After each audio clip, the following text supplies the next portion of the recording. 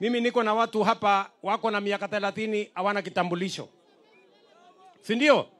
Sasa ile maswali ilikuwa inaulizwa zamani, nimemwambia huyu waziri, hakuna tena kuuliza maswali. Mtu asiukuja akaulizwa maswali kama ile ya maternity. Mtu kubadilisha kitambulisho, mtu kupatiwa kitambulisho anaulizwa hii maneno ilitokea lini?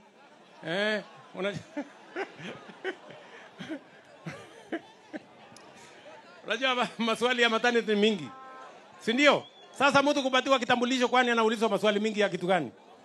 So tafadhali mimi nauliza machief tusaidie hawa, kuna watu wako miaka 30, miaka 50 wasiulizwe maswali mingi, wapatiwe kitambulisho ndio wawe wa Kenya kamili, wapate huduma ya serikali na wachangie kuendesha taifa letu la Kenya. Tumekubaliana jameni? Na sikizeni. Pale nyuma kulikuwa kitambulisho inalipishwa shilingi 300.